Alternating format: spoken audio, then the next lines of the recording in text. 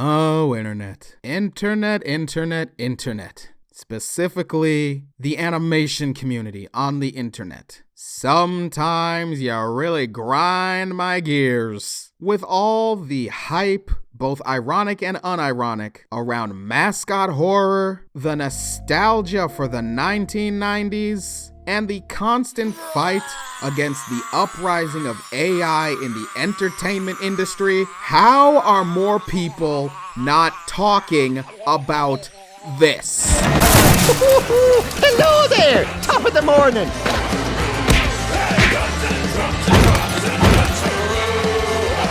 Well, now it's my turn.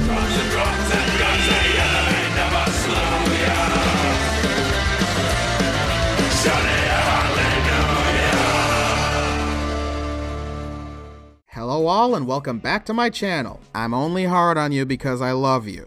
Know that. I can hear y'all wondering, what the heck is this fossil on about? Well, for a little bit, why don't you join me for a stroll down memory lane? Saturday morning, no school, no homework, a comfy set of footy pajamas, and all your favorite cartoons at your disposal. Was there anything in the universe that could top this feeling? Yes, milk. Milk in a bowl of your favorite sugar-laced cereal. And way back when, cereal mascots dominated the airwaves. Pick anyone you want, we've all got our favorites. Hey, bushes don't walk. Nice try, Quackers. You know Quacker cereal is Up and hand over the cereal box! Tony the Tiger, Lucky, Toucan Sam, whatever the name of the Cocoa Puffs bird was. Regardless, we probably looked forward to these cereal commercials as much as we did the cartoons that played after them. They were vibrant, hilarious, and very well animated. And those cheery, lovable mascots have stood the tests of time. Which poses an interesting yet unnecessary question. What if those vibrant, lovable cereal mascots were murderers? What if they were corrupted souls with a vengeful bloodlust who thrived on carnage and sadism? No real reason for it, they just love to hear bones cracking and people screaming in pain. In real life, that would be absolutely terrifying. But what if it were a movie? If I've tickled that particular itch in your brain, the itch for murderous cereal mascots, then allow me to recommend Tricky and the Serial Killers, a proof of concept piece by Uli Meyer, a 2D animation leviathan whose work dates back as far as the 1980s, where he interestingly enough started off animating those old cereal commercials. Lucky Charms, Cocoa Puffs, Count Chocula, just to name a few. He was also an uncredited animator on Who Framed Roger Rabbit, animation supervisor on the original Space Jam, background designer on Anastasia, and character animator on Sony's beloved classic, Fixed. We're gonna go out there and suck every bit of fun out of those balls before you lose them. We're all gonna suck your balls! What? Get your fill of my thoughts on that movie right over here. But he's also got 2 original short films under his belt, The Duck and Discarded. The Duck, in fact, was a proof of concept for a much bigger feature-length film, but got scrapped for some reason. Anyhow, the live-action, partially animated short involves a crew of shady hitmen. They arrive back to their dark headquarters to lament to their leader, and Raven Grimm over here, their failed attempts to snuff out the Duck. Look at that honor is the duck. It's futility duck to you, my friend. While Discarded, on the other hand, was a built-from-the-ground-up short film. A cartoonist played by, I believe, Uli himself, draws an anthropomorphic cat but is dissatisfied with it. After chucking it away, the cat comes to life and knocks the crap out of him. Who are you calling a damn cat? I'll teach you to scrunch me up.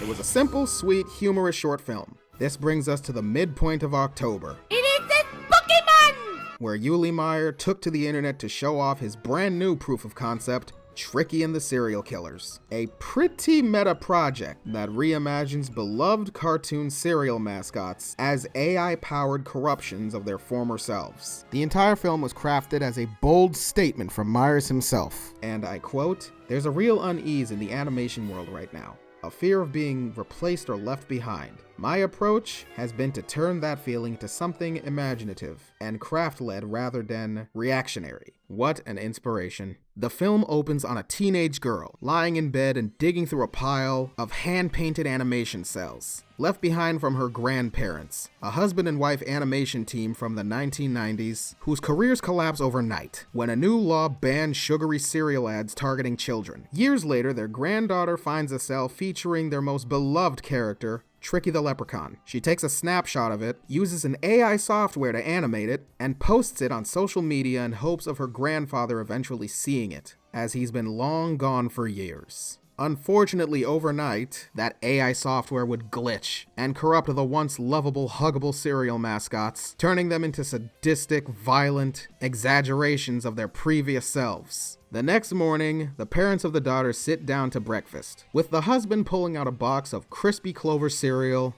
and reminiscing on fond childhood memories. Saturday morning, cartoons blaring. And those wild animated commercials. My mum animated those. Same plot every time, just kids chasing the leprechaun and his cereal. They leave the box idle for a little too long, and here's Tricky. Instead of being warm and friendly, he immediately throws hands. I'm back! And I can't be the only one who enjoys seeing goofy, kid-friendly characters getting needlessly violent. Take that! Ow! That's my aesthetic.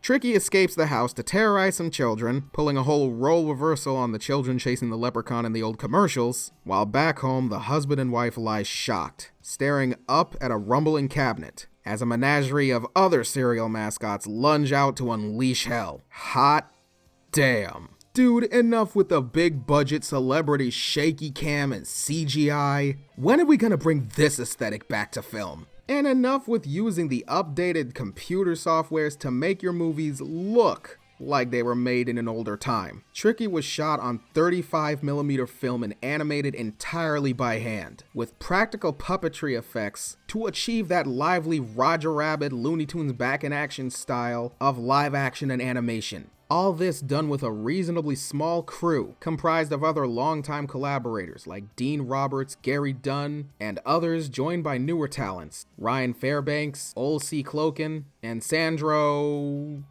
Yep, he even got his wife on the team, handling makeup. It truly takes a village, don't it? Presently, Uli and his team are trying to spread it around the internet, whilst further developing the idea and pitching it to potential investors and distributors, who, quote, share a taste for bold ideas that mix nostalgia, dark humor, and supernatural wonder. Guys, we could very well be looking at the next Killer Clowns from Outer Space, one of my all-time favorite movies. I am a simple man. The juxtaposition of these colorful, goofy cartoon characters going on a murderous rampage the concept just sends a chill up my spine in the best possible way. And if the intent behind this alone doesn't send a message to the bigwigs in entertainment, and namely in animation, it sure as hell will send a message to the audience. We the people have a right to choose our entertainment. The studio does not dictate what we want and what we will support. We do. Vote with your wallets and with your eyes, people. Now I know I might be a small droplet in the vast ocean that is YouTube, but when inspired ideas like this come out of the woodwork, I just gotta get on my mic and say something. We've got the power. You watching this video have the power. So if you truly love the art of filmmaking, if you miss traditional animation, if you believe in off-the-wall concepts, then share this around with your friends. I will not stop until the day we get Tricky and the Serial Killers on the big screen.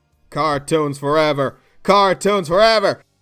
I'm gonna assume you're saying it watching this video. Cartoons forever! Cartoons for... Okay, I can't be very loud. These walls are very thin. If you made it to the end of this video, I want to thank you. What do you think of Tricky and the Serial Killers? Does the concept at all intrigue you? Why am I asking? Of course it does. Would you want to see this made into a full-length feature film? Or is this just too weird an idea for your liking? Head on down to the comments and let's talk about it. I really love reading them and interacting with each and every one of you. If you enjoy my content and want to see more, please like the video, share it with your friends, and subscribe for more movie discussions, more reviews, more animation, and likely for the reason y'all are here to begin with, more Sonic movie discussion. Until we meet again, friend.